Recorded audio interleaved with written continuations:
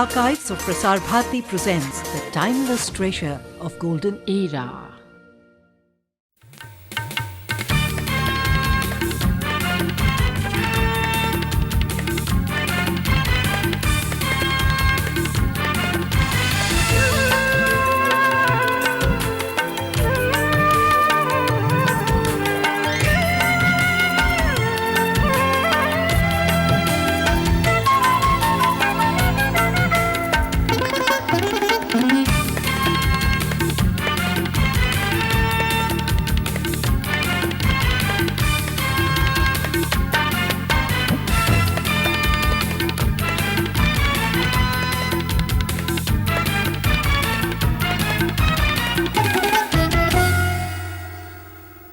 Hello and welcome to Living on the Edge. 2 years after the historic Rio Convention, which aimed at evolving a global strategy to safeguard our planet for future generations, a consensus is still elusive. In fact, the developed northern countries and the underdeveloped south have never been more divided by perceptions and ideologies as they are today. Whether it's linking the environment to trade or the question of patent rights, it is apparent that bridging differences is not going to be easy. This week, Living on the Edge brings you an in-depth analysis of the respective positions of the North and the South to see what divides them. We also reveal how the destruction of wetlands could jeopardize our own existence, show how recycling of waste material can no longer be postponed, analyze the benefits of tissue culture, study migratory whales in the Pacific, and visit Los Angeles to see why these condors can't make it on their own. All that and more in half an hour of viewing. But first, have you considered why Delhi recorded its highest temperature in 50 years this summer, and why 6 of the hottest summers ever have been recorded in the 1980s? Part of the answer lies in global warming, caused by excessive industrialization, the cutting of trees, and unplanned development. If this continues, it could have disastrous consequences on rainfall patterns, increasing deforestation and disrupting food production. To address these problems, the heads of governments of 164 countries met in Rio de Janeiro in June '92. It was hoped that the seriousness of ecological issues would help forge a unity of purpose. But the summit only helped widen existing differences between the industrialized and non-industrialized world. Sunil Manoharan analyzes the differing perceptions to see what future there is for our planet. If they persist with this unyielding approach, donor countries may tell them to stick it up their jumpers. Developed countries are the major polluters. They must accept moral responsibility and pay for it.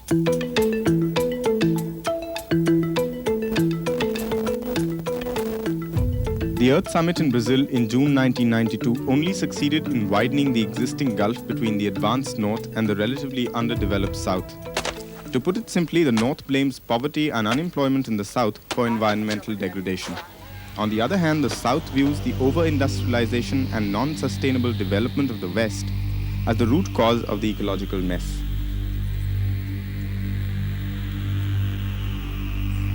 And while the debate continues, a consensus on the strategy to safeguard the planet is elusive.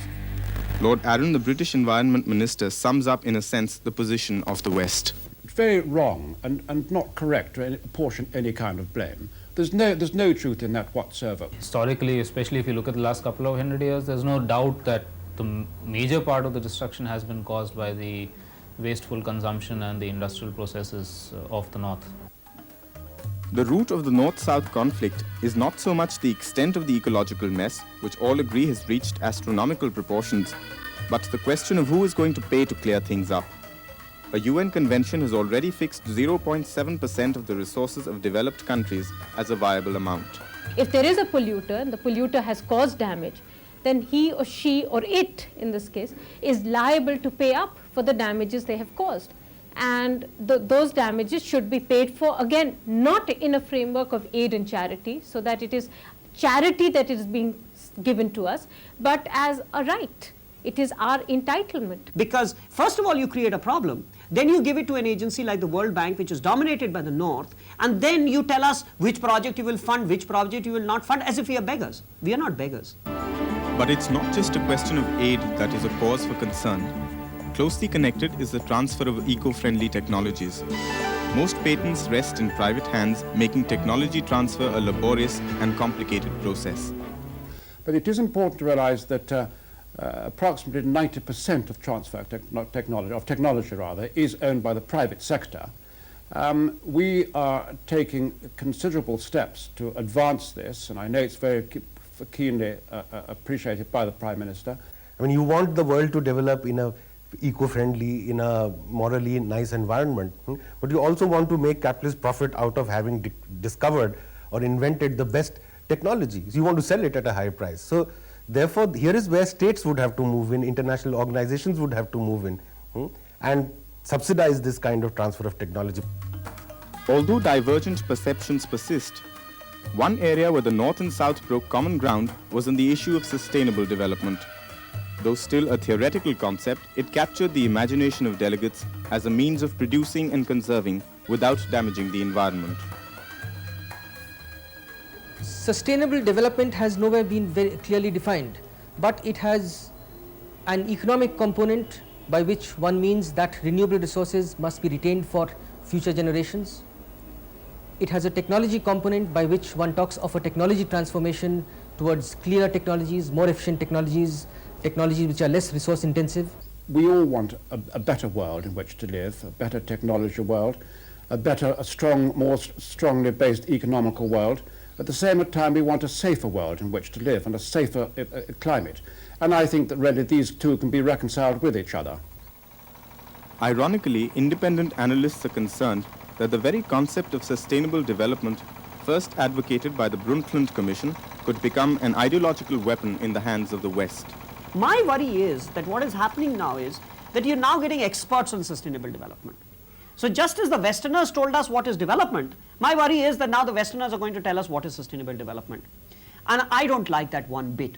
Well, I think the issue of sustainable development has been left more at a kind of a rhetoric rather than actually being practiced. If you look at actually what's happening within the country today, it's still aspiring to the so-called American dream, and that's what all these new economic policies are all about.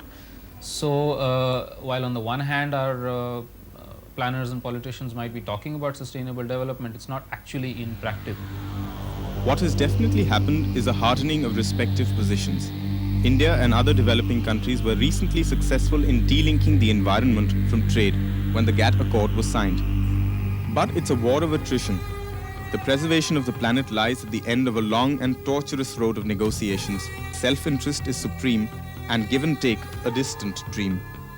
For instance, southern countries are being pressurized to accept global control of their forests, which would in a sense undermine their sovereignty. The real reason why the US was pushing the Forest Convention was because they felt that this was a cheaper way of controlling global warming. Rather than reducing motor cars or increasing the prices of petroleum or improving the efficiency of motor cars, a cheaper way was to start developing countries reducing the use of their forests. So given the politics, national interest, domestic pressures and ideological differences, the path to sustainable development is fraught with many difficulties. That perhaps is an understatement.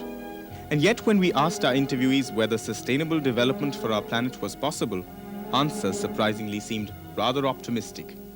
Well, I'm personally very hopeful of the situation because I think the large number of mass movements and awareness that has built up, non-governmental stuff, as well as sensitive government officials and the kind of intellectual, scientific, traditional conservation efforts that are being revived tremendously. But I believe there are chances of change, of reversal. I think there is a lot happening. For instance, if you take India, there is a lot happening at the grassroots in this country where people are asserting control over their own environment. People are demanding the right to manage their environment, their water, their forest, their land.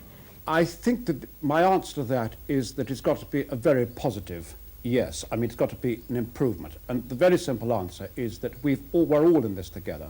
We all share the same responsibility for our children and their children's sake. We have got to make this a better planet. Still to come, why the destruction of wetlands could jeopardize our own existence, how recycling can no longer be postponed, the benefits of tissue culture, the habits of migratory whales in the Pacific, and condor conservation in Los Angeles. Although the world has woken up to the destruction of rainforests and the degradation of the oceans, little attention has been paid to the world's wetlands. For centuries, marshes, floodplains, lagoons and other wetlands have been perceived as wasteland, subject to agricultural and developmental needs. But what exactly are wetlands? Why is wetland loss bringing dozens of species of birds and wildlife to the verge of extinction? And what impact does wetland loss have on lakhs of people all over the world? Amitabh Shukla reports.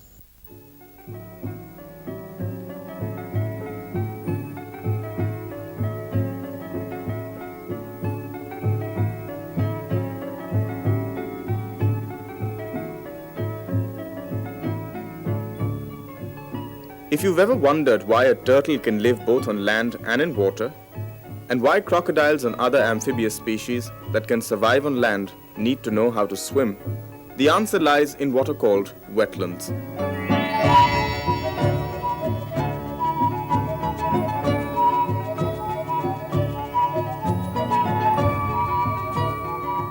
From shallow ponds to large floodplains and tidal marshes, wetlands are areas which have water for most parts of the year. But as seasons change, parts of the wetlands dry up, only to be flooded again later. And to survive in such an environment, species have adapted and become amphibious. Wetlands, however, are unique in other ways too. They are neither completely aquatic nor completely terrestrial systems. We have species of plants and animals which are both completely aquatic, which exist in the system. We have terrestrial animals, birds, mammals, as well as plants which exist. You have all those animal communities that exist with them congregating at this place, which means this is a kind of a meeting point of so many different types of animals and plants, a kind of a melting pot of biodiversity. Supporting as they do a variety of flora and fauna, the wetlands are a significant source of food, fodder and biological products for man. And that's not all. Wetlands play a role in flood control and treatment of wastewater. In fact, wetlands are an excellent water management system. Like we have problems of bunds breaking and dikes being breached during the floods. If we have wetland areas beyond those or before those, or instead of building dikes all around rivers, if we let a border of wetland area, we would not have such problems because wetlands tend to absorb a large amount of waters which can remain on them. Nellapattu Bird Sanctuary on the eastern coast of India is a wetland. In winter, birds arrive here in large numbers to roost and breed. In fact, wetlands all across the world are resting places for migratory birds, some of which fly across continents. And one indicator of the ecological health of a wetland system is the number of birds that roost there. If you have more number of species present in a wetland, then it's evident that wetland has the potential to support number of species. And if few species are missing, suppose if you have, we don't have piscivorous birds in a wetland, it suggests that wetland can't support the fish fauna. So it's interlinked. Perhaps the greatest danger to the wetlands is the soil erosion in catchment areas, which leads to increased siltation and the unchecked growth of weeds. Added to this is population pressure, urban expansion and the spread of aquaculture. This has led to draining of wetlands for agriculture on the one hand and overexploitation of fish on the other. The consequences are ominous. One very basic thing that we are going to lose out on is water. We will lose large numbers of species of both plants, animals, insects, which could be very useful to us. And I think the third and a very important point is that a number of human societies which exist on wetlands, which survive on wetlands and have done so for many years, will lose their means of livelihood. Fortunately, governments across the world are now taking hasty remedial action. The Ramsar Convention has formalized international cooperation to preserve an ecological system that is fast disappearing. In India, a national wetland committee has been set up to aid conservation. But will it be successful, given the number of committees we have for virtually everything? The committee which has been set up by government is really trying to coordinate the work of several government agencies, both at the center as well as in the states. This is a very large country, and unless you are able to coordinate activities, you can't achieve results. It is at lakes such as Pulicat outside Madras that the race to save the wetlands must begin. Today there are still scores of flamingos and pelicans about, and they are a beautiful sight. But constant human activity is frightening many of them away. And unless we learn to coexist with nature, we will be destroying one of the richest and oldest sources of biodiversity.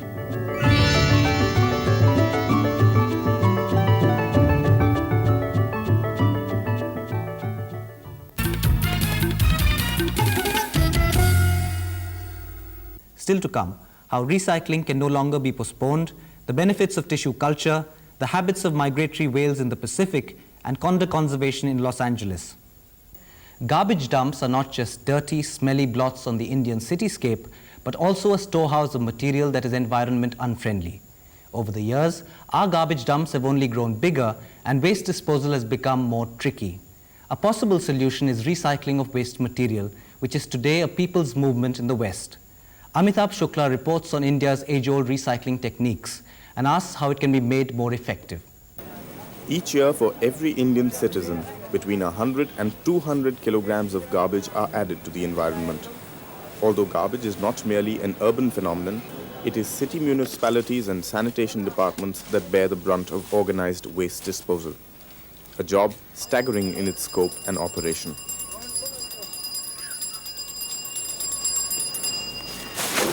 What most people don't realize is that there's much more to garbage than dirt, disease, and foul smell. Much of what we consider irretrievable could very well be recycled, conserving scarce resources, lowering production costs, and putting a lighter burden on the environment. दो benefit है, एक तो पर्यावरण की दृष्टि से benefit है कि जो है हमारी जो वेस्टेज है वो ज़्यादा नहीं फैलेगी, स्टोरेज नहीं होगी ज़्यादा, वो दोबारा से काम में आ जाएगी। और दूसरे कंज्यूमर के लिए भी बेनिफिट है क्योंकि पैकिंग के ऊपर जो है मेन जो है पैसा ज़्यादा खर्च होता है, तो जो है वो भी दोबारा काम में आ जाएगी। इस करके जो है कंज्यूमर को भी आइटम सस्ती मिलेगी। एक तो ये कि कचरा वचरा कम होएगा, उसका यूटिलाइजेशन होएगा हर चीज़ का, किसी भी ढंग से उसको यूज़ कर रहे हैं, वेस्टेज भी नहीं है, कचरा भी नहीं है। Recycling is already a buzzword in the West and has become a people's movement. In India, recycling has been around for decades, although on a less organized basis. In fact, it is the ubiquitous kabadiwala and the poverty-stricken rack picker that are the first link in the process. While the kabadiwala visits individual homes buying old newspapers and bottles, rack pickers ferret in the garbage, looking for recyclable material. Not only is the system age-old and efficient, but it also provides employment to lakhs of people. कोठी वालों ने सब्जी खाई, थैली करी मोम जामे में, करा पैक, बाहर फेंक दिया। अब वो झोली वाला आता है, कचरे वाला उठाने वाला, वो उसमें से जो कागज बिकने वाला है उसका कोई भी चीज़ वो उठाई और झोली में डाल दी, आया कचरे के गोदाम पे, वो बेचेगा, उसका भी गुजारा है, जिसने बीना है, चुगा है। फिर आगे कचरे वाला भी 2-4 पैसे कमाएगा, फिर आगे फैक्ट्री वाला भी कुछ कमाएगा, बहुत लोगों को रोजगार मिलता है इससे। Perhaps the most ideal reusable materials are paper, bottles and metal, but there are only a few of a range of items that can eventually be recycled. The advantages of recycling are manifold. जो कबाड़ा हम ले जाते हैं वो दोबारा used हो जाता है, दोबारा काम आ जाता है, अच्छे पैसे मतलब उसको कम दाम में पुराना माल मिल जाता है। इससे दो फायदे हो जाते हैं, एक तो कबाड़ा मतलब आपके आगे से उठ गया और वही कबाड़ा दोबारा यूज्ड हो जाता है और दोबारा मार्केट में आ जाता है। Increasingly, more and more people are becoming aware of discarded material that is environmentally dangerous. Plastic bags, for instance, are virtually indestructible. Even when they are burnt, they release noxious gases in the atmosphere. Rack pickers, however, concentrate on picking up discarded plastic products from shoes to syringes, which become the materials for a whole new set of products. पूरी all over India से माल इकट्ठा कर चुकते हैं ना अपने लोग बाग, जो कबाड़ी लोग इकट्ठा करते हैं, जो चुकी आवाज़ फेरी लगाते हैं गलियों में, वहाँ से इकट्ठा होकर यहाँ आता है, ऑल ओवर इंडिया का माल यहाँ आता है दिल्ली में, वहाँ से यहाँ पे आगे फैक्ट्री में जाता है, यानी कि ये दोबारा कूड़ा करके इकट्ठा हो जाएगा, इसका दोबारा यूज में होता है, माल दोबारा प्रोसेस होता है इसी माल का। Despite these efforts, successful recycling in the long run depends on the support and involvement of the average citizen. At present, it is the lack of organization, direction, and incentives that have prevented this industry from taking off. Although our consumption levels are not as conspicuous and exorbitant as those in the developed world, recycling waste must be seen as conservation of rapidly depleting resources and protection of an already fragile environment.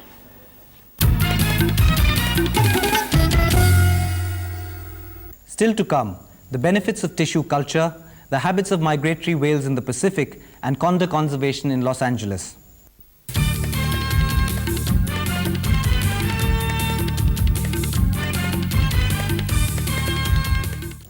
Deforestation, shifting cultivation, and urbanization are responsible for the irretrievable destruction of hundreds of plant species. In India alone, between 3,000 and 4,000 species are endangered. But scientists have hit upon a way of using plant cells to create hundreds of plantlets in the laboratory, which can then be used to regenerate degraded areas. Priya Somaya reports.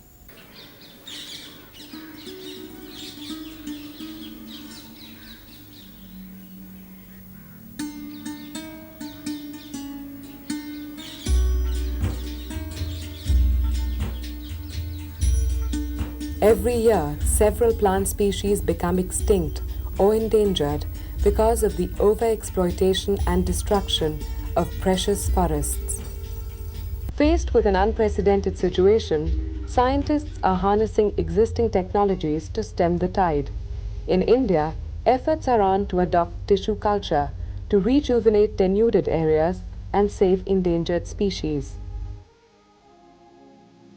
While conventional propagation depends on the normal life cycle of the plant, biotechnology hastens the process, sometimes by 6 to 7 years, without seeds and fruits as propagating agents.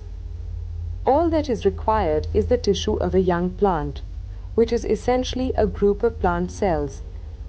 These cells are grown in laboratory conditions, and perhaps the most amazing feature of tissue culture is that from a single sample, thousands of plantlets can be created.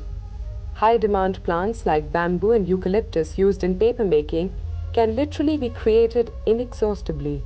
If we proceed through the conventional methods of rooting of cuttings or through rhizome in case of bamboos, propagation is as low as 6 to 7 plants per mother plant. In case of tissue culture, starting from a single node, one can produce in thousands. The number can be 50 to 60,000 in a year's time.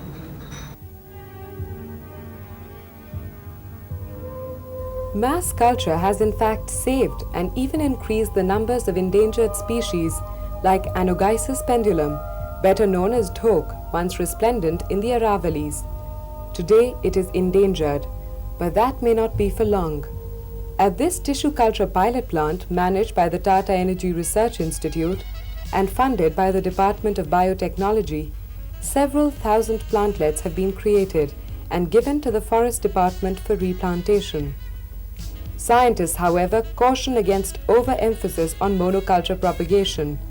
A promising species today could well become the victim of a virus tomorrow, putting the entire population under threat. The clone which today is looking very attractive, tomorrow it might get infested with some disease. And therefore, one should restrict the number of plants produced of a particular clone. And also, when raising plantations, it should be a mix of clones. While it is apparent that tissue culture must be used judiciously, high costs and inadequate research have so far prevented larger utilization of an exciting innovation. From mass production of ornamental species for export to reforestation and safeguarding of biodiversity, the applications of tissue culture are limitless. It is up to the scientific community to seize the day.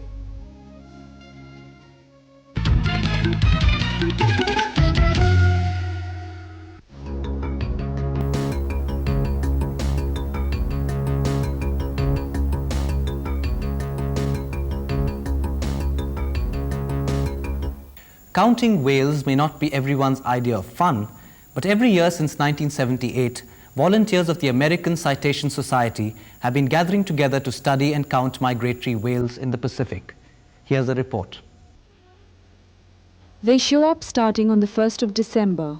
They gather at the furthest point out into the Pacific Ocean along the California coast. And what they do is count whales every day for 6 months. Since 1978, volunteers working with the American Citation Society have been peering out into the Pacific Ocean from dawn to dusk. They are keeping track of the migration of whales moving from Alaska to spawning grounds in Mexico. So far this year, they have counted over 800 whales in 15 different species. Among them, California grey whales, finally off the endangered species list. Alicia Showman is the research coordinator. And it's so great to see an animal come back from virtually the brink of extinction. This is the only species that's recovered so nicely. There's probably about 25,000 of them around now. This is the only project we know of that is 100% volunteer-based. We don't have any paid people. We train our volunteers, and we encourage the public to come and help. A typical day will have 130 whales swim by and about 3,000 dolphins. It's a great activity for the volunteers and interested visitors and of value to the scientific community. Not far from where the migratory whales are sighted, an ambitious experiment is underway to conserve what is left of the condor population in the United States. The majestic bird once ruled the California coast, but today its numbers have been reduced to less than 100. Here's a report. These birds were not born free, and it seems they couldn't learn to live free either. They were captured recently and returned to the Los Angeles Zoo, where they will be kept as breeding stock for the growing population of condors in captivity.